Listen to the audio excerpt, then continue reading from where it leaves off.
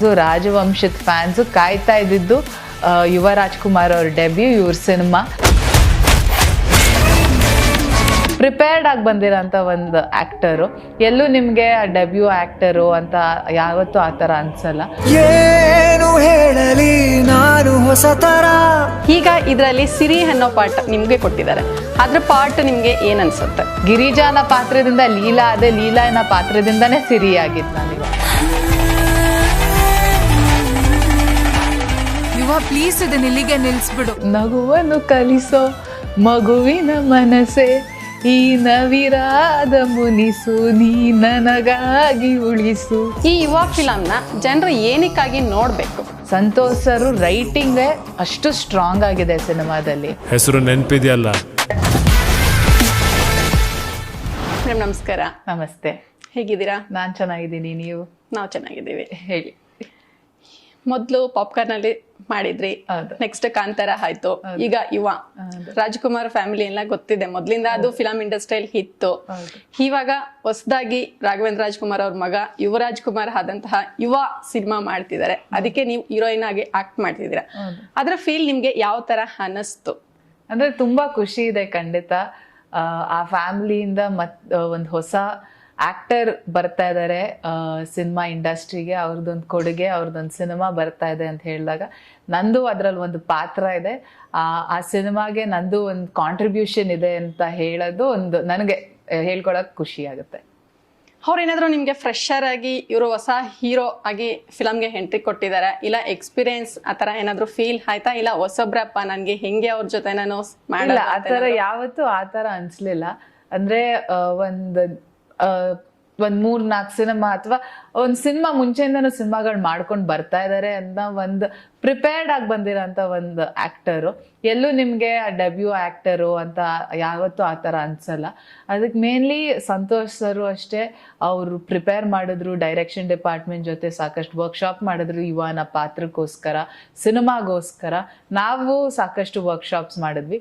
So ಇದೆಲ್ಲ ಮಾಡಿದಾಗ ಒಂದು ಪಾತ್ರ ಅವರಲ್ಲಿ ಈಸಿಯಾಗಿ ಅದು ಆಚೆ ತೆಗಿಯಕ್ಕೆ ಆಗುತ್ತೆ. ಆ್ಯಂಡ್ ಸಂತೋಷ್ ಸರ್ಗೂ ಅಷ್ಟೇ, ಈ ಯುವನ ಪಾತ್ರಕ್ಕೆ, ಯುವನ ಕ್ಯಾರೆಕ್ಟರ್ ಎಷ್ಟು ಅಂದ್ರೆ ತನ್ನಲ್ಲಿ ತಾನು ಕೊಡ್ಬೇಕಿತ್ತು ಅನ್ನೋದು ಅವ್ರಿಗೆ ಗೊತ್ತಿತ್ತು. ಸೊ ಅದೆಲ್ಲ ಅಂದ್ರೆ ಅವ್ರ ಕ್ಲಾರಿಟಿ ಎಲ್ಲ ಸೇರಿ ಯಾವತ್ತೂ ಆ ಥರ ಅನ್ನಿಸ್ಲಿಲ್ಲ. ಮತ್ತೆ ಈ ಯುವ ಸಿನಿಮಾದಲ್ಲಿ ನಿಮ್ಮ ಪಾರ್ಟ್ ಬಂದ್ಬಿಟ್ಟು ಒಂದ್ ರೋಲ್ ಕೊಟ್ಟಿದ್ದಾರೆ, ಅದು ನಿಮ್ಗೆ ಯಾವ ತರ ಫೀಲ್ ಆಯ್ತು? ಕಾಂತಾರದಲ್ಲಿ ತಗೊಂಡ್ರೆ ಲೀಲಾ ಅನ್ನೋದು ಈ ಮೂಗುತಿಯಿಂದನೇ ಎಕ್ಸ್ಪ್ರೆಷನ್ ಜಾಸ್ತಿ ಫೈಂಡ್ ಔಟ್ ಮಾಡ್ತಿದ್ರು ಜನ. ಈಗ ಇದ್ರಲ್ಲಿ ಸಿರಿ ಅನ್ನೋ ಪಾರ್ಟ್ ನಿಮ್ಗೆ ಕೊಟ್ಟಿದ್ದಾರೆ, ಅದ್ರ ಪಾರ್ಟ್ ನಿಮ್ಗೆ ಏನ್ ಅನ್ಸುತ್ತೆ? ತುಂಬಾ ಖುಷಿ ಅನ್ಸ್ತು. ಅಂದ್ರೆ ಸಂತೋಷ್ ಸರು ಮತ್ತೆ ವಿಜಯ್ ಸರು ಲೀಲಾನ ಪಾತ್ರ ಆದ್ಮೇಲೆ ಅಷ್ಟು ಮೆಚ್ಯೂರ್ಡ್ ಕ್ಯಾರೆಕ್ಟರು ಲೀಲಾನ ಪಾತ್ರ, ಮಾತಾಡ್ತಾ ಇರ್ಲಿಲ್ಲ ಜಾಸ್ತಿ. ಸೊ ಅದೆಲ್ಲ ಆದ್ಮೇಲೆ ಒಂದು ಕಾಲೇಜ್ ಹುಡುಗಿ ಆ ಯೂತ್ಫುಲ್ನೆಸ್, ಆ ಪೆಪಿನೆಸ್ ಇರುತ್ತೆ ಅದೊಂದು ಕ್ಯಾರೆಕ್ಟರ್ ಅಲ್ಲಿ. ಸೊ ಅವ್ರ ನಂಬಿ ಸಿರಿಯನ ಪಾತ್ರ ನಾನು ಕೊಟ್ಟಿದ್ದಕ್ಕೆ ನನಗೆ ತುಂಬಾ ಖುಷಿ. ಅಂಡ್ ಆ ಪಾತ್ರಕ್ಕೂ ಒಂದು ವೇಟ್ ಇದೆ, ಅಂಡ್ ಅವಳಿಗೆ ಆದಂತ ಒಂದು ಕ್ಲಾರಿಟಿ, ಅದೊಂದು ಮೆಚ್ಯೂರಿಟಿ ಕೂಡ ಇದೆ ಆ ಪಾತ್ರಕ್ಕೆ. ಅವಳಿಗೆ ಗೊತ್ತು ಅವಳಿಗೆ ಏನ್ ಬೇಕು ಏನ್ ಬೇಡ ಅಂತ. ಸೊ ಯಾರೇ ಏನೇ ಹೇಳಿದ್ರು ಆ ಪಾತ್ರಕ್ಕೆ ಅವಳ ಜೀವನ ಅವಳು ಯಾವ ರೀತಿ ತಗೊಂಡು ಹೋಗ್ಬೇಕು, ಅವಳು ಎಷ್ಟು ಇಂಡಿಪೆಂಡೆಂಟ್ ಆಗಿರ್ಬೇಕು ಅನ್ನೋದು ಆ ಪಾತ್ರಕ್ಕೆ ಗೊತ್ತು. ಸೊ ಅಷ್ಟು ವೇಟೇಜ್ ಇರೋ ಪಾತ್ರ. ಸೊ ನನಗೆ ತುಂಬಾ ಖುಷಿ. ಅಂದ್ರೆ ಒಂದು ಯುವನ ಕ್ಯಾರೆಕ್ಟರ್ ಸಿನಿಮಾದಲ್ಲಿ ಆ ಜರ್ನಿ, ಆ ಪಾತ್ರ ತಗೋಬೇಕಾದ್ರೆ ಸಿರಿಯನ ಪಾತ್ರ ಹೇಗೆ ನಿಂತ್ಕೊಳ್ಳುತ್ತೆ ಆ ಜರ್ನಿ ತಗೋಬೇಕಾದ್ರೆ ಅಂತ. ಸೊ ಅದಾದ್ಮೇಲೆ ಒಂದಿಷ್ಟು ಅಪ್ಸ್ ಅಂಡ್ ಡೌನ್ಸ್ ಆಗುತ್ತೆ ಆ ಕ್ಯಾರೆಕ್ಟರ್ಗೆ. ಸೊ ಆವಾಗ್ಲೂ ಅಷ್ಟೇ ಹೇಗ್ ನಿಂತ್ಕೊಂತಾಳೆ ಒಂದು ಪಿಲ್ಲರ್ ಆಫ್ ಸ್ಟ್ರೆಂತ್ ಆಗಿ ಅಂತ. ಸೊ ಅದು ಬಿಟ್ಟು ಸಿರಿಯನ ಪಾತ್ರ ಎಕ್ಸ್ಕ್ಲೂಸಿವ್ ಇಂಡಿವಿಜುವಲ್ ಆಗೇನೆ ಅವಳಿಗೊಂದಿಷ್ಟು ಎಲಿವೇಶನ್ಸ್ ಅನ್ನೋದಿದೆ. ಸೊ ಅದೆಲ್ಲಾನು ಪಾತ್ರದಲ್ಲಿ ರೈಟಿಂಗ್ ಅಲ್ಲೇ ಬಂದಾಗ ಖುಷಿ ಆಗತ್ತೆ ಒಂದ್ ಪಾತ್ರ ನಿನ್ನ ಎಕ್ಸ್ಪ್ರೆಸ್ ಮಾಡಕ್ಕೆ. ಫಸ್ಟ್ ಫಿಲಂ ನಿಮ್ದು ಪಾಪ್ಕಾರ್ನ್ ಆಗಿತ್ತು. ಪಾಪ್ಕಾರ್ನ್ ಅಲ್ಲಿ ಗಿರಿಜಾ ಆಕ್ಟ್ ಮಾಡಿದ್ರಿ. ಈ ಕಾಂತಾರ ತಗೊಂಡ್ರೆ ಲೀಲಾ ಆಗಿದೆ. ಈಗ ಮಾರ್ಚ್ 29th ರಿಲೀಸ್ ಆಗಿರುವಂತಹ ಯುವ ಫಿಲಂ ಅಲ್ಲಿ ಸಿರಿ ಪಾತ್ರ ತಗೊಂಡಿದ್ರೆ, ಈ 3 ಪಾರ್ಟ್ ತಗೊಂಡಾಗ ಯಾವ ಪಾರ್ಟ್ ನಿಮ್ಗೆ ಬೆಸ್ಟ್ ಅಂತ ಅನ್ಸುತ್ತೆ? ನಿಮ್ಗೆ ಯಾವ ಪಾರ್ಟ್ ಬೆಸ್ಟ್ ಅಂತ ಫೀಲ್ ಆಗತ್ತೆ? ಪ್ರತಿಯೊಂದು ಪಾತ್ರದಲ್ಲೂ ಏನೋ ಹೊಸದ್ ಕಲ್ತೆ ನಾನು. ಗಿರಿಜನ ಪಾತ್ರದಲ್ಲಿ ಜನರನ್ನ ಹೇಗ್ ಫೇಸ್ ಮಾಡೋದು ಅಂತ ಕಲ್ತೆ. ಯಾಕಂದ್ರೆ ಫಸ್ಟ್ ಟೈಮ್ ನಾನು ಸ್ಕ್ರೀನ್ ಮೇಲೆ ಬಂದಿದ್ದು, ಏನು ಗೊತ್ತಿರ್ಲಿಲ್ಲ ನನ್ಗೆ. ಅಂದ್ರೆ ನಾನು ಅವಾಗ ಪ್ರಾಪರ್ ಡೆಬ್ಯೂಟಂಟ್. ನನಗೆ ಏನಂದ್ರೆ ಏನು ಐಡಿಯಾ ಇರ್ಲಿಲ್ಲ, ತುಂಬಾ ಫ್ರೆಶ್, ಏನು ಗೊತ್ತಿರ್ಲಿಲ್ಲ ನನಗೆ. ಡೈಲಾಗ್ ಕೊಡ್ತಾರೆ, ಅದನ್ನ ಹೆಂಗೆ ಹೇಳ್ಬೇಕು ಅಷ್ಟೇ, ನನ್ಗೆ ಅದ್ ಬಿಟ್ಟು ಇನ್ನೇನು ಗೊತ್ತಿರ್ಲಿಲ್ಲ. ಅದಾದ್ಮೇಲೆ ಕಾಂತಾರ ಸಿನಿಮಾ ಸಿಕ್ತಾಗ ಆ ಟೀಮ್ ನನ್ಗೆ ವರ್ಕ್ಶಾಪ್ ಮಾಡಿದೆ. ಆ ಟೀಮ್ ನನ್ಗೆ ಸಾಕಷ್ಟು ಇನ್ಪುಟ್ಸ್ ಹೇಳ್ಕೊಟ್ರು. ಅದಾದ್ಮೇಲೆ ಇನ್ನೊಂಚೂರು ಜಾಸ್ತಿ ಕಲಿತೆ. ಯುವ ಸಿನಿಮಾಗ್ ಬಂದಾಗ ಇನ್ನೂ ಜಾಸ್ತಿ ಕಲಿಯಕ್ ಸಿಕ್ತು. ಪಾತ್ರ ಆಗಿರ್ಬೋದು, ಟೆಕ್ನಿಕ್ಯಾಲಿಟೀಸ್ ಆಗಿರ್ಬೋದು, ಅಥವಾ ಒಂದು ಪಾತ್ರಕ್ಕೆ ನಾನು ಹೇಗೆ ಕಾಣಿಸ್ಕೊಬೇಕು ಅನ್ನೋ ರೀತಿ ಆಗಿರ್ಬೋದು, ಅದೆಲ್ಲ ಒಂದೊಂದು ಪಾತ್ರ ಒಂದೊಂದು ಹೇಳ್ಕೊಡ್ತಾ ಬಂತು. ಸೊ ಆ ಥರ ಚೂಸ್ ಮಾಡೋದಕ್ಕಷ್ಟೇ. ಯಾಕಂದ್ರೆ ಪ್ರತಿಯೊಂದು ಪಾತ್ರದಿಂದನೂ ನಾನು ಇವತ್ತು ಇಲ್ಲಿರೋದು. ಗಿರಿಜಾನ ಪಾತ್ರದಿಂದ ಲೀಲಾ ಅದೇ, ಲೀಲಾನ ಪಾತ್ರದಿಂದಾನೇ ಸಿರಿ ಆಗಿದ್ ನಾನು ಇವತ್ತು. ಸೊ ಆ ತರ ಚೂಸ್ ಮಾಡೋದ್ ಕಷ್ಟ. ಮತ್ತೆ ಟ್ರೈಲರ್ ನೋಡಿದ್ವಿ, ಇವಾಗ ತುಂಬಾ ಸಖತ್ತಾಗಿ ಬಂದಿದೆ. ಈಗ ಮಾರ್ಚ್ 29 ರಿಲೀಸ್ ಆಗ್ತಿದೆ. ಈ ಯುವ ಫಿಲಂ ನ ಜನರು ಏನಕ್ಕಾಗಿ ನೋಡ್ಬೇಕು? ಮೇನ್ಲಿ ಸಂತೋಷ್ ಸರ್ ಮತ್ತೆ ಹೊಂಬಾಳೆ ಫಿಲ್ಮ್ಸ್ ಮತ್ತೆ ಒಟ್ಟಾಗಿ ಬಂದು ನಿಮ್ ಎಲ್ರಿಗೂನು ಮತ್ತೆ ಫ್ಯಾಮಿಲಿ ಸಮೇತ ಥಿಯೇಟರ್ಗೆ ಬಂದು ನೋಡೋಂತ ಎಕ್ಸ್ಪೀರಿಯನ್ಸ್ ಕೊಡ್ತಾ ಇದ್ದಾರೆ. ಅದಲ್ಲದೆ ಇಡೀ ದೊಡ್ಡ ಮನೆ ಕುಟುಂಬದ ಫ್ಯಾನ್ಸು, ರಾಜವಂಶದ ಫ್ಯಾನ್ಸು ಕಾಯ್ತಾ ಇದ್ದಿದ್ದು ಯುವ ರಾಜ್ಕುಮಾರ್ ಅವ್ರ ಡೆಬ್ಯೂ, ಇವ್ರ ಸಿನಿಮಾ. ಸೊ ಅವ್ರು ಏನ್ ಮಾಡಿದ್ದಾರೆ ಅಂತ ನೋಡಕ್ಕೆ. ಸೊ ಅವ್ರ ಡೆಡಿಕೇಶನ್ನು, ಅವರು ಅಷ್ಟು ಪ್ರೀತಿಯಿಂದ ಸಿನಿಮಾ ಮಾಡಿದ್ದಾರೆ, ಅಷ್ಟು ಡೆಡಿಕೇಟೆಡ್ ಆಗಿ ಮಾಡಿದ್ದಾರೆ, ಶ್ರದ್ಧೆಯಿಂದ ಮಾಡಿದ್ದಾರೆ.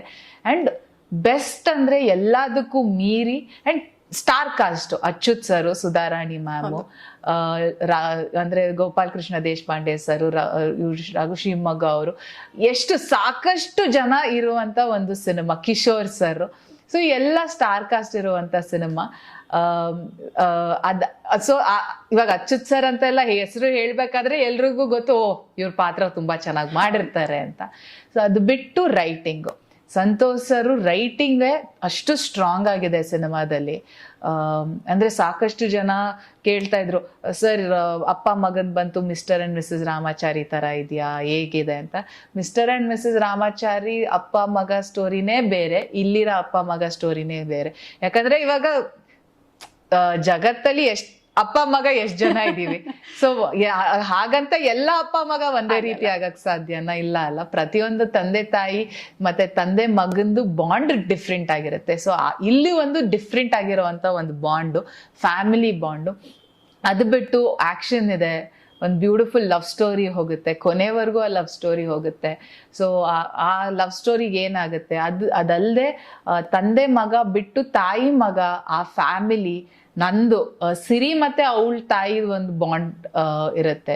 ಸೊ ಅದೆಲ್ಲ ಒಂದು ಕಾಲೇಜ್ ಲೈಫು, ಆ ಸ್ಟೋರಿ ಮುಗಿದ ಮೇಲೆ ಏನು ಅಂತ ಎಲ್ರಿಗೂ ಇರುತ್ತೆ. ಸೊ ಆ ಗೊಂದಲಗಳು ಎಲ್ಲ ಸೇರಿಸಿ ರೈಟಿಂಗ್ ಆಗಿರ್ಬೋದು ಅಂಡ್ ವಿಜುವಲೈಸೇಷನ್, ಶ್ರೀಶಾ ಅವರು ಸಿನಿಮ್ಯಾಟೋಗ್ರಫಿ ಅಂತೂ ತುಂಬಾ ಚೆನ್ನಾಗಿ ಮಾಡಿದ್ದಾರೆ. ನಿಮ್ಗೆ ಸಿನಿಮಾದಲ್ಲಿ ನೋಡ್ಬೇಕಾದ್ರೆ ಆ ಫ್ರೇಮ್ಸ್ ಆಗಿರ್ಬೋದು, ಅದೆಲ್ಲ ತುಂಬಾ ಬ್ಯೂಟಿಫುಲ್ ಆಗಿ ಮೂಡ್ ಬಂದಿದೆ. ಸೊ ಅಂಡ್ ಮ್ಯೂಸಿಕ್, ಅಜ್ನೀಶ್ ಅವ್ರು ಮತ್ತೆ ಇಡೀ ಸಿನಿಮಾಗೆ ಒಂದು ಒಳ್ಳೆ BGM, ಒಂದು ಒಳ್ಳೆ ಮ್ಯೂಸಿಕ್ ಕೊಟ್ಟಿದ್ದಾರೆ ಅಜ್ನೀಶ್ ಅವರು. ಸೊ ಇದೆಲ್ಲ ಸೇರಿಸಿ ಒಂದು ಹೋಲ್ ಪ್ಯಾಕೇಜ್. ಅದಕ್ಕೋಸ್ಕರ ನೀವು ಬರಬೇಕು ಸಿನಿಮಾಗೆ. 29th ರಿಲೀಸ್ ಆಗ್ತಿದೆ. ಈಗ ಕಾಲೇಜ್ ಹುಡುಗರೆಲ್ಲ ಫುಲ್ ಕ್ರೇಜ್ ಅಲ್ಲಿ ಇದ್ದಾರೆ. ನೆಕ್ಸ್ಟ್ ಮತ್ತೆ ಯುವನ್ ಮುಖದಲ್ಲಿ ನಾವು ಅಪ್ಪು ಸರ್ನ ನೋಡ್ತಾ ಇದೀವಿ. ಈ ಕಾಲೇಜ್ ಹುಡುಗರು ಈ ಫಿಲಂ ನೋಡೋದಕ್ಕೆ ಕ್ರೇಜ್ ಇದೆ, ಅದಕ್ಕೆ ಕಾರಣ ಅಂದ್ರೆ ಸಿನಿಮಾದ ಏನಾದ್ರು ಸ್ವಲ್ಪ ಹಿಂಟ್? ಒಂದ್ ಲವ್ ಸ್ಟೋರಿ. ಎಲ್ಲಾ ಕಾಲೇಜ್ ಹುಡುಗರಲ್ಲಿ ಯಾರೋ ಇನ್ನೊಂದು ಹುಡುಗಿ ಕಾಳು ಹಾಕಿರ್ತಾರೆ. ಸೊ ಒಂದ್ ಲವ್ ಸ್ಟೋರಿ ಇದೆ. ಎಲ್ಲಾ ಪ್ರತಿಯೊಂದು ಹುಡುಗನ್ಗೂನು ಕನೆಕ್ಟ್ ಆಗುವಂತ ಒಂದು ವಿಚಾರ ಅಂದ್ರೆ, ಹುಡುಗಿ ಇರ್ತಾಳೋ ಇಲ್ವೋ, ಅವ್ರು ತಗೊಂಡಿದ್ ಫಸ್ಟ್ ಬೈಕ್ ಇರುತ್ತಲ್ಲ, ಗಾಡಿ, ಅದ್ರ ಮೇಲೆ ಇರುತ್ತಲ್ಲ ಒಂದು ಪ್ರೀತಿ. ಸೊ ಇದ್ರಲ್ಲೂ ಅಷ್ಟೇ ಯುವ ಮತ್ತೆ ಅವ್ರದ್ದು ಒಂದು ಗಾಡಿದು ಒಂದು ಅವ್ರದೇ ಆದಂತ ಅವ್ರದ್ದೊಂದು ಲವ್ ಸ್ಟೋರಿ ನಡೀತಾ ಇರುತ್ತೆ.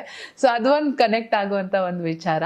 ಅಂಡ್ ಕಾಲೇಜಲ್ಲಿ ಒಂದು ಯಾವ್ದೇ ಕಾಲೇಜ್ ತಗೊಂಡ್ರು ಒಂದು ಗ್ಯಾಂಗ್ ವಾರ್ ಅಂತ ಒಂದು ನಡೀತಾ ಇರುತ್ತೆ. ಅಂದ್ರೆ ಇವಾಗ ಒಂದು ಕಾಲೇಜ್ ಫೆಸ್ಟ್ ಮಾಡ್ಬೇಕಾದಾಗ ನಾವ್ ಮಾಡ್ತೀವಿ ಇಲ್ಲ ನಾವ್ ಮಾಡ್ತೀವಿ ಅನ್ನೋದು ಒಂದು ನಡೀತಾ ಇರುತ್ತೆ. ಸೊ ಅದು ಒಂದು ರಿಲೇಟಬಿಲಿಟಿ ಇಡೀ ಸಿನಿಮಾದಲ್ಲಿ ನಿಮ್ ಸುತ್ತಮುತ್ತ ಒಂದು ರಿಲೇಟಬಿಲಿಟಿ ನಡೆಯುವಂಥದ್ದು. ಅಂಡ್ ಬ್ಯೂಟಿಫುಲ್ ಆಗಿ ಎಲ್ಲ ಸೇರಿದಾಗ ಡೈಲಾಗ್, ಇದೆಲ್ಲ ಸೇರ್ಬೇಕು ಅಂದ್ರೆ ಡೈಲಾಗ್ ಸೇರ್ಬೇಕಲ್ಲ.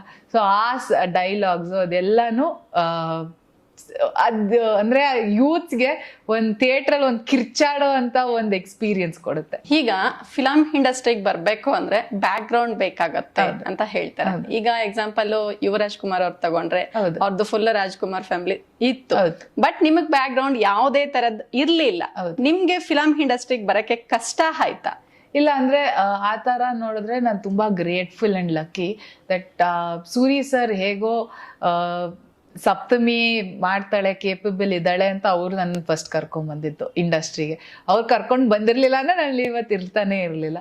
ಸೊ ಅವ್ರು ಗ್ರೇಟ್ಫುಲ್ಲು ದಟ್ ಸೂರಿ ಸರ್ ನನ್ನಲ್ಲಿ ಅದೇನೋ ಕೇಪಬಿಲಿಟಿ ನೋಡಿ ನನ್ನನ್ನ ನನ್ನ ತಂದೆ ಹತ್ರ ಹೋಗಿ ಕೇಳಿ ನನ್ನನ್ನು ಕರ್ಕೊಂಡ್ ಬಂದ್ರು ಇಂಡಸ್ಟ್ರಿಗೆ. ಪಾಪ್ಕಾರ್ನ್ ಮಂಕಿ ಟೈಗರ್ ಮೂಲಕ ಖಂಡಿತ ಅಂದ್ರೆ ಯಾವಾಗ್ಲೂ ಒಂದು ಆಕ್ಸೆಸಿಬಿಲಿಟಿ ಅನ್ನೋದಿರುತ್ತೆ. ನೀವು ಈ ಇಂಡಸ್ಟ್ರಿಲೇ ಇದ್ರೆ, ನನಗ ಆಕ್ಸೆಸಿಬಿಲಿಟಿ ಇರ್ಲಿಲ್ಲ. ಅಂದ್ರೆ ನನ್ಗೆ ಯಾರು ಗೊತ್ತಿಲ್ಲ ಇಂಡಸ್ಟ್ರಿ, ಸೊ ಹೊಸದು, ಎಲ್ಲ ಹೊಸದು. ಬಟ್ ಸೂರಿ ಸರ್ ಕರ್ಕೊಂಡ್ ಬಂದ್ ಬಿಟ್ರು. ಅದಾದ್ಮೇಲೆ ವಿಜಿ ಸರ್, ರಿಷಬ್ ಸರ್ ಕೈ ಹಿಡ್ಕೊಂಡ್ರು, ಕಾಂತಾರ ಅಂತ ಸಿನಿಮಾ ಕೊಟ್ಟು. ಅಂಡ್ ಕರ್ನಾಟಕ ಜನತೆ ನನ್ನನ್ನು ಆಕ್ಸೆಪ್ಟ್ ಮಾಡ್ಕೊಂಡ್ರು ಲೀಲಾ ಅನ್ನೋ ಪಾತ್ರದಲ್ಲಿ. ಕಾಂತಾರ ಬಂದ್ಮೇಲೆ ಸಿಂಗಾರ ಸಿರಿಯ ಸಾಂಗ್ ಅದೆಲ್ಲ ಆಕ್ಸೆಪ್ಟ್ ಮಾಡ್ಕೊಂಡ್ರು. ಅದಾದ್ಮೇಲೆ ನಾನು ಮತ್ತೆ ವಿಜಿ ಸರ್ರೇ ನನ್ಗೆ ಸಪೋರ್ಟ್ ಆಗಿ ಇವತ್ತು ಹೊಂಬಾಳೆ ಫಿಲ್ಮ್ಸ್ ಅಲ್ಲಿ ಮತ್ತೆ ನನಗೊಂದು ಅವಕಾಶ ಕೊಟ್ರು. ಸೊ ಇವತ್ತು ಖಂಡಿತ ಬ್ಯಾಕ್ ಗ್ರೌಂಡ್ ಏನೂ ಇರ್ಲಿಲ್ಲ, ಬಟ್ ಇವತ್ತು ಈ ಇಂಡಸ್ಟ್ರಿಲಿ, ಈ ಫ್ಯಾಮಿಲಿಲಿ ನನ್ನನ್ನು ಒಂದಾಗಿ, ಅವ್ರ ಸಂಸ್ಥೆಯಲ್ಲಿ ನನ್ನನ್ನು ಒಬ್ಬಳನ್ನಾಗಿ ಅವ್ರು ನನ್ನನ್ನು ಕನ್ಸಿಡರ್ ಮಾಡ್ತಾ ಇದ್ದಾರೆ. ವಿಜಯ್ ಸರ್ ನನ್ನನ್ನು ಸಪೋರ್ಟ್ ಮಾಡ್ತಾ ಇದ್ದಾರೆ, ಪ್ರೊಟೆಕ್ಟ್ ಮಾಡ್ತಾ ಇದ್ದಾರೆ. ಸೊ ಅಂಡ್ ಪ್ರತಿಯೊಬ್ರು ಡೈರೆಕ್ಟರು ಅಷ್ಟೇ, ಸಂತೋಷ್ ಸರ್ ಅಷ್ಟೇ, ಇವತ್ತು ಅವ್ರದೇ ಸಿನಿಮಾದಲ್ಲಿ ಹೀರೋಯಿನ್ ಆಗಿ ಮಾಡ್ಕೊಂಡ್ಮೇಲೆ ಅವರು ಅಷ್ಟೇ ನನ್ನನ್ನು ಅವ್ರ ಫ್ಯಾಮಿಲಿ ಅವರಾಗ ಅವರು ಪ್ರೊಟೆಕ್ಟ್ ಮಾಡ್ತಾ ಇದ್ದಾರೆ. ಅವರು ನನ್ನನ್ನ ಅಂದ್ರೆ ಇಡೀ ತಂಡ ಇವತ್ತು ಎಲ್ಲರೂ ನಿಂತ್ಕೊಂಡು ಸಪೋರ್ಟ್ ಮಾಡಿದಾಗ ಆ ಭಯ ಅನ್ನೋದಿರಲ್ಲ. ಅಂಡ್ ಕರ್ನಾಟಕ ಜನ ಖಂಡಿತ, ಯಾಕಂದ್ರೆ ಅವ್ರ ಕೈ ಹಿಡಿಬೇಕು. ಯಾವ್ದೇ ಸಿನಿಮಾ ದೊಡ್ಡದಾಗ್ಬೇಕು ಅಂದ್ರೆ ಅವ್ರ ಆಶೀರ್ವಾದ ಅವ್ರ ಕೈ ಹಿಡಿಲೇಬೇಕು. ಇವತ್ತು ನನ್ನ ಕೈ ಹಿಡ್ದಿದ್ದಾರೆ. ನಮ್ಮನೆ ಹುಡುಗಿ ಸಪ್ತಮಿ ಅಂತ ಇಷ್ಟಪಡ್ತಾ ಇದ್ದಾರೆ. ಸೊ ಅದೊಂದು ಖುಷಿ ಖಂಡಿತ. ಅದು ಯಾವತ್ತಿದ್ರು ನನ್ನ ಕನ್ನಡ ಜನ ನನ್ನ ಜೊತೆ ಇರ್ತಾರೆ ಅಂತ. ಈಗ ಕಾಂತಾರ ಫಿಲಮ್ಸ್ ತಗೊಂಡ್ರೆ ಹೊಂಬಾಳೆ ಪ್ರೊಡಕ್ಷನ್ ಆಯ್ತು. ನೆಕ್ಸ್ಟ್ ಈಗ ಇವಾಗ ತಗೊಂಡ್ರೆ ಹೊಂಬಾಳೆಯಿಂದಾನೆ ಬರ್ತಿದ್ರೆ, ಏನಿದೆ ಏನಾದ್ರು ನಂಟಿದ್ಯಾ? ಹೊಂಬಾಳೆಗೂ ನಿಮ್ಗೂ ಏನಾದ್ರು ಕನೆಕ್ಷನ್ ಜಾಸ್ತಿ ಆಗಿದ್ಯಾ ಅಂತ? ಖಂಡಿತ ಅಂದ್ರೆ ನಂಟು ಅಂದ್ರೆ ಅವ್ರು ನನಗೆ ಎಲ್ಲಾ ಸಿನಿಮಾದಲ್ಲಿ ಹಾಕೊಂತಾರೆ ಅಂತಲ್ಲ, ಬಟ್ ಹೊಂಬಾಳೆ ಫಿಲ್ಮ್ಸ್ ಗೆ ನಾನು ಯಾವಾಗ್ಲೂನು ಥ್ಯಾಂಕ್ಸ್ ಹೇಳ್ಬೇಕು. ನಿಮ್ಗೆ ಆ ಕೂದಲೆಲ್ಲ ಕಟ್ ಮಾಡ್ಬೇಕಾದ್ರೆ ಫೀಲ್ ಏನು ಅನ್ಸಿಲ್ಲ ನನ್ಗೆ. ಅಂದ್ರೆ ಕೂದ್ಲೆಲ್ಲ ಬೆಳೆಯುತ್ತೆ. ಅಂದ್ರೆ ಯಾವತ್ತಿದ್ರು ಪಾತ್ರ ಇಂಪಾರ್ಟೆಂಟ್ ಖಂಡಿತ. ಅದು ಬಿಟ್ಟು ನಾನು ಒಂದು ನಾನೇ ಒಂದು ಸಪ್ತಮಿಯಾಗಿ ಕತ್ತರಿಸಿದ್ರೆ ಏನೋ ಬೇಜಾರಾಗಿರೋದೇನೋ, ಬಟ್ ಆ ಪಾತ್ರಕ್ಕೋಸ್ಕರ ನಾನು ಕೂದ್ಲು ಕಟ್ ಮಾಡೋದಾಗಿರ್ಬೋದು ಅಥವಾ ಏನೇ ಎಕ್ಸ್ಟ್ರೀಮ್ ಆಗಿರ್ಬೋದು, ಅದಕ್ಕೆ ನಂಗೆ ಆ ಪಾತ್ರಕ್ಕೆ ಆ ನೆಸೆಸಿಟಿ ಇತ್ತು. ನಾನು ಮಾಡ್ತೀನಿ. ಅದ್ರ ಬಗ್ಗೆ ನಾನು ಜಾಸ್ತಿ ಯೋಚನೆನೂ ಮಾಡಲ್ಲ. ಏನೇ ಆ ತರ ಬಂದ್ರು ವಿಷಯಗಳು ಜಾಸ್ತಿ ಯೋಚನೆ ಮಾಡಕ್ ಹೋಗಲ್ಲ. ಆ ಟೈಮಲ್ಲಿ ಆ ಸಿನಿಮಾಗೆ ಆ ಪಾತ್ರಕ್ಕೆ ಏನ್ ಕೊಡ್ಬೇಕು ನಾನು ಅದಕ್ಕೆ ಕೊಡ್ತೀನಿ. ನೆಕ್ಸ್ಟ್ ಇವಾಗ ನಾನು ತೆಲುಗು ಸಿನಿಮಾಗೆ ಇನ್ನೊಂದೇನೋ ಕಲಿಬೇಕು, ಸೊ ಕಲಿತಾ ಇದ್ದೀನಿ ಅದಕ್ಕೋಸ್ಕರ. ಸೊ ಆ ಪ್ರೋಸೆಸ್ ಜೀವನನೂ ಅಷ್ಟೇ ಅಲ್ಲ, ಕಲಿತಾ ಹೋಗ್ಬೇಕು. ಸೊ ಆ ಪಾತ್ರಗಳಿಂದನೂ ನಾನು ಕಲಿತಾ ಇದ್ದೀನಿ ಅಷ್ಟೇ. ಈಗ ಅವ್ರ ಜೊತೆ ಫಸ್ಟ್ ಹೀರೋ ಆಗಿ ಬರ್ತಾ ಇದಾರೆ ಇಂಡಸ್ಟ್ರಿಗೆ. ನೀವು 3 ಫಿಲಂ ತೆಗ್ದಿದ್ದೀರಾ. ಅವ್ರ ಜೊತೆ ನಿಮ್ಗೆ ಫಸ್ಟ್ ಟೈಮ್ ಆಕ್ಟ್ ಮಾಡ್ಬೇಕಾದ್ರೆ ಏನಾದ್ರು ಸಂಕೋಚ ತರ ಆಯ್ತಾ? ಇಲ್ಲ ಕಂಫರ್ಟ್ ಫೀಲ್? ಇಲ್ಲ, ತುಂಬಾ ಕಂಫರ್ಟಬಲ್ ಆಗಿತ್ತು. ಇಲ್ಲ, ಯಾವತ್ತೂ ಅವ್ರು ಫ್ರೆಶರ್ ಅಂತ ಅನ್ಸಿಲ್ಲ. ಯಾಕಂದ್ರೆ ಅವರು ಕ್ವೆಶನ್ಸ್ ಕೇಳೋರು, ಈ ತರ ಸೀನ್ ಮಾಡ್ಬೇಕಾದ್ರೆ ನಾನು ಈ ತರ ಮಾಡ್ತೀನಿ. ಸೊ ನಾನು ಅದೇ ತರ ಕ್ವೆಶನ್ಸ್ ಕೇಳ್ತಾ ಇದ್ದೆ, ನಾನು ಈ ತರ ಲೈನ್ ತಗೊಂತೀನಿ ಅಂತ. ಅದ್ ಬಿಟ್ಟು ಸಂತೋಷ್ ಸರ್ ಇದ್ರು, ನೀವೇನೇ ಮಾಡಿದ್ರು ಯಾಕಂದ್ರೆ ಅವರೇ ಇಂಪಾರ್ಟೆಂಟ್ ಅಲ್ಲ. ಸೊ ಅವ್ರು ಹೇಳೋರು ಈ ತರ ತಗೊಳ್ಳಿ, ಈ ತರ ಮಾಡಿ ಅಂತ. ಅದ್ ಬಿಟ್ಟು ಶೂಟಿಂಗ್ ಹೋಗೋಕ್ಕಿಂತ ಮುಂಚೆ ರಿಹರ್ಸಲ್ಸ್ ಮಾಡ್ತಾ ಇದ್ವಿ. ಅಂಡ್ ಶೂಟಿಂಗ್ ಲೊಕೇಶನ್ ಅಲ್ಲೂ ಅಷ್ಟೇ. ಇವಾಗ ಒಂದು ಎಂಗೇಜ್ಮೆಂಟ್ ಸೀನ್ ಇತ್ತು. ಸೊ ಆ ಸೀನಲ್ಲಿ ಸಿನಿಮಾಗಿಂತ ಮುಂಚೆನೇನೆ ಒಂದು ಕಂಪ್ಲೀಟ್ ಎಲ್ರು ಹೋಗಿ ಅಲ್ಲಿ ನಾವು ರಿಹರ್ಸಲ್ ಮಾಡಿದ್ವಿ. ಸೊ ಆ ತರ ಸಾಕಷ್ಟು ರಿಹರ್ಸಲ್ಸ್ ಆಗಿತ್ತು. ಸೊ ನಮ್ಗೆ ಅಲ್ಲಿ ಆಕ್ಷನ್ ಕಟ್ ಹೇಳ್ಬೇಕಾದ್ರೆ ಸರ್ ನಮ್ಗೆಲ್ಲಾ ಪ್ರಿಪೇರ್ಡ್ ಆಗಿದ್ವಿ. ಏನಾದ್ರೂ ಚೇಂಜಸ್ ಇದ್ರೆ ಖಂಡಿತ ಸರ್ ಬಂದ್ ಹೇಳೋರು. ಸೊ ಯಾವತ್ತೂ ಆ ತರ ಏನು ಅನ್ಸ್ಲಿಲ್ಲ. ಈಗ ಯುವರಾಜ್ ಕುಮಾರ್ ಅವ್ರದ್ದು ಫಸ್ಟ್ ಫಿಲಮ್ ಆಗಿರೋದ್ರಿಂದ ಫಸ್ಟ್ ಅವರು ಇಂಡಸ್ಟ್ರಿಗೆ ಎಂಟ್ರಿ ಕೊಟ್ಟಾಗ ಈ ಫಿಲಮ್ ಸ್ಟಾರ್ಟ್ ಮಾಡ್ಬೇಕಾದ್ರೆ ಫುಲ್ ರನ್ನಿಂಗ್ ಅಲ್ಲಿ ಸ್ಟಾರ್ಟ್ ಮಾಡೋದು. ಅಂದ್ರೆ ಫಿಲಮ್ ಮುಂದಕ್ಕೆ ಓಡ್ತಾನೆ ಇರ್ಲಿ, ಇವಾಗ ಎಂಟ್ರಿ ಕೊಟ್ಟಿದ್ದಾರೆ, ಲೈಫ್ ಲಾಂಗ್ ಹಿಂಗೆ ಓಡ್ತಾ ಫಿಲಮ್ ಮಾಡ್ಲಿ. ನಿಮ್ಗೆ ಯಾವ ತರ ಸ್ಟಾರ್ಟ್ ಮಾಡಿದ್ರು? ನಂದು ಫಸ್ಟ್ ಶಾರ್ಟ್ ಆಗ್ಬಿಟ್ಟಿದ್ದೀರಾ? ಇಲ್ಲ ಇಲ್ಲ ನಂಗೆ ಫಸ್ಟ್ ಶಾಟು ನಾನೊಂದು ಲೈಬ್ರರಿ ಸೀಕ್ವೆನ್ಸ್ ಕರೆಕ್ಟ್, ಅದು ಫಸ್ಟ್ ಶಾಟ್ ನಂದು ಅದಿದ್ದು. ಬಟ್ ಅದು ಜಸ್ಟ್ ರಿಯಾಕ್ಷನ್, ಒಂದು ಸಪೋರ್ಟ್ ಆಗಿ ನಿಂತ್ಕೊಳ್ಳೋ ಅಂತ ಒಂದು ಆ ಶಾಟ್ ಅದು. ಅಂದ್ರೆ ಏನಕ್ಕೆ ಇದು ನಡೀತಾ ಇದೆ, ಹಿಂಗಾಗ್ಬಾರ್ದು, ಇವನ್ ಜೀವನ ಚೆನ್ನಾಗಾಗ್ಬೇಕು ಅಂತ ಒಂದು ಸಪೋರ್ಟ್ ಆಗಿ ನಿಂತ್ಕೊಂಡು ನೋಡುವಂತ ಒಂದು ಶಾಟ್ ಅದು. ಸೊ ಆ ಥರ ಫಸ್ಟ್ ಶಾಟ್ ನಾನು ತೆಗ್ದಿದ್ದು ಲೈಬ್ರರಿ ಶಾಟ್ ಅದು. ಅಂದ್ರೆ ನಾನು ಫಸ್ಟು ಪಾಪ್ಕಾರ್ನ್ ಅಲ್ಲಿ ನಂದು ಫಸ್ಟ್ ಶಾಟ್ ಬಂದು ದೇವ್ರ ಮನೆ ಮುಂದೆ ಕೂತಿರೋಂಥ ಶಾಟ್. ದೇವ್ರಿಗೆ ಬೇಡ್ಕೋತಾ ಇರ್ತೀನಿ, ಸೊ ಆ ಶಾಟು. ಇವಾಗ್ಲೂ ದೇವ್ರ ಮನೆ ಮುಂದೆ ಕುತ್ಕೊಂಡು ಬೇಡ್ಕೋತೀನಿ, ದೇವ್ರೆ ಎಲ್ಲಾ ಸಿನಿಮಾನು ಚೆನ್ನಾಗಾಗ್ಲಿ, ನಾನು ಮಾಡೋ ಪಾತ್ರ ಎಲ್ಲ ಇಷ್ಟ ಆಗ್ಲಿ ಜನರಿಗೆ ಅಂತ. ಸೊ ಅವಾಗ ಬೇಡ್ಕೊಂಡಿದ್ದು ಇವಾಗ್ಲೂ ಖಂಡಿತ ಬೇಡ್ಕೊಂತ ಇದ್ದೀನಿ. ಈಗ ಯುವ ಸಿನಿಮಾದಲ್ಲಿ ಕವಿತೆ ಸಾಂಗ್ ಫುಲ್ ಟ್ರೆಂಡಿಂಗ್ ಇದೆ. ನಿಮ್ಗೆ ಅದೇನಾದ್ರೂ ಒಂದು 2 ಲೈನ್ ಹಾಡಬಹುದಾ? ಇವಾಗ ನಾನೇ ಗಂಟು ಹೋಯ್ತು. ಬಟ್ ನಗುವನ್ನು ಕಲಿಸೋ ಮಗುವಿನ ಮನಸ್ಸೆ, ಈ ನವಿರಾದ ಮುನಿಸು, ನೀ ನನಗಾಗಿ ಉಳಿಸು, ಕರೆದರೆ ಹೆಸರ ಕೊಡುವೆ ಉಸಿರ, ಕಳಿಸುವೆ ಉಸಿರ. ಮಧ್ಯದಲ್ಲಿ ಮರ್ತೋಯ್ತು. ಅಂದ್ರೆ ಸಂಗೀತ ಅಂದ್ರೆ ಇಷ್ಟ ಇಲ್ಲ ಇಷ್ಟ ಇಲ್ಲ ಅಂತಲ್ಲ, ತುಂಬಾ ಇಷ್ಟ, ಆಡಕ್ಕಾಗಲ್ಲ ಅಷ್ಟೇ, ರಾಗ ತಾಳ ಬರಾಗ್ತಾ ಇಲ್ಲ. ಪದ್ಯ ತರ ಹೇಳ್ತಿದ್ದೆ ಅಷ್ಟೇ, ಒಂದ್ ಪದ್ಯ ತರ ಆಡ್ತೀನಿ ಅಂತ ಹೇಳ್ತಾ ಇದ್ರು. ಮೊದ್ಲು ಅಮ್ಮ ಎಲ್ಲ ಹಾಕ್ತಿದ್ರು ಅಂತ ಕೇಳ್ಪಟ್ಟಿದ್ದೆ. ನನ್ಗೆ ಇಷ್ಟ ಆಗ್ಲಿಲ್ಲ ಅದು. ಇದು ನನ್ಗೆ ಹಿತ್ತೇನೋ ಅದು ನನ್ನ ಅರೆ ಬರಹ ಆಗಿತ್ತು ಅಂತಾನೋ ಹೇಳಿದ್ರಿ. ನಿಮ್ಗೆ ಇವಾಗ ಕಂಫರ್ಟ್ನೆಸ್ ಫೀಲ್ ಆಗ್ತಿದ್ಯಾ? ತುಂಬಾ. ನನ್ಗೆ ಸೆಟ್ ಹೋಗೋದಂದ್ರೆ ತುಂಬಾ ಇಷ್ಟ, ಆಕ್ಟಿಂಗ್ ಮಾಡೋದಂದ್ರೆ ತುಂಬಾ ಇಷ್ಟ, ತುಂಬಾ ಖುಷಿ ಕೊಡುತ್ತೆ ನನ್ಗದು.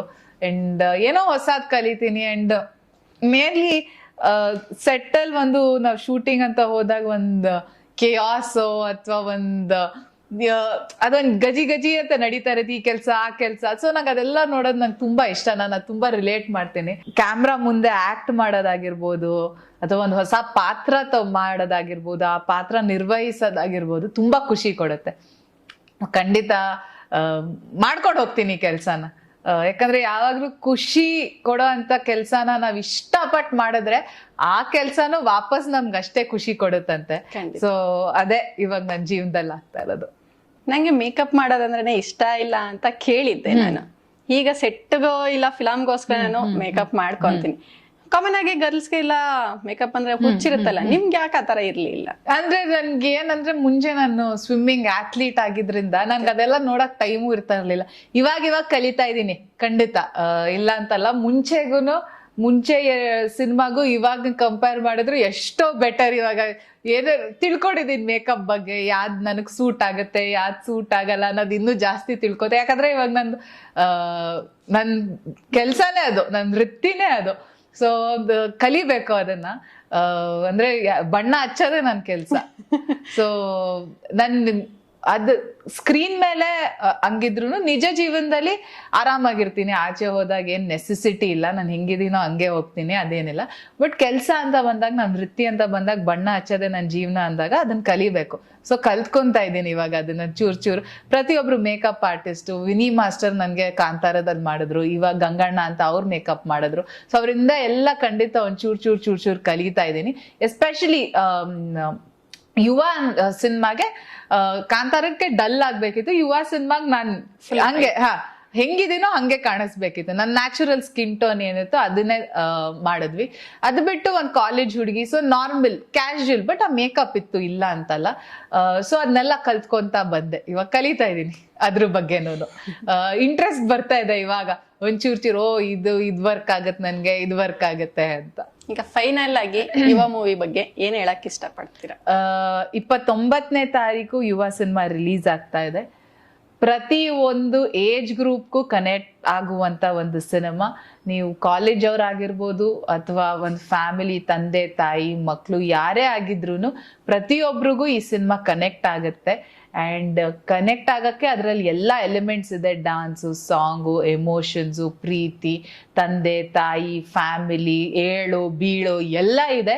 ಅದು ಬಿಟ್ಟು ಒಂದು ಎಕ್ಸೈಟಿಂಗ್, ಒಂದು ಹೊಸ ಸರ್ಪ್ರೈಸ್ ಎಲಿಮೆಂಟ್ ಕೂಡ ಇದೆ. ಯುವ ಅವ್ರ ಒಂದು ಇನ್ನೊಂದು ಶೇಡ್ ಕೂಡ ನೋಡ್ತೀರಾ ಸಿನಿಮಾದಲ್ಲಿ. ಸೊ ಇದು ಎಲ್ಲ ಒಂದು ಪ್ಯಾಕೇಜ್ ಆಗಿ main Santosh Anandaram sir direct ಮಾಡಿದ್ದಾರೆ ಸಿನಿಮಾನ. ಈಗಾಗಲೇ ಹಿಟ್ ಕೊಟ್ಟಿರೋಂಥ ಡೈರೆಕ್ಟರು ಹೊಂಬಾಳೆ ಸಂಸ್ಥೆ. ಎಲ್ಲರೂ ಸೇರಿ ಒಂದು ಒಳ್ಳೆಯ ಸಿನಿಮಾ ಪ್ರೀತಿಯಿಂದ ನಿಮಗೋಸ್ಕರ ಮಾಡಿದೀವಿ. 29ನೇ ತಾರೀಕು ಸಿನಿಮಾ ರಿಲೀಸ್ ಆಗ್ತಾ ಇದೆ. ಎಲ್ಲರೂ ಥಿಯೇಟರ್ಗೆ ಬಂದು ಸಿನಿಮಾ ನೋಡಿ ನಮ್ಗೆ ಆಶೀರ್ವಾದ ಮಾಡಿ. ಥ್ಯಾಂಕ್ ಯು ಸೋ ಮಚ್ ಅಂತ ಹೇಳ್ತಾ ನಮ್ಮ ಚಾನೆಲ್ ಕಡೆಯಿಂದ ಯುವ ಸಿನಿಮಾಗೆ ಆಲ್ ದ ಬೆಸ್ಟ್ ಅಂತ, ನಿಮ್ಗೂ ಕೂಡ ಆಲ್ ದ ಬೆಸ್ಟ್ ಅಂತ ಹೇಳ್ತಾ ನಾನು ಮಾತನ್ನ complete. Thank you so much. Thank you.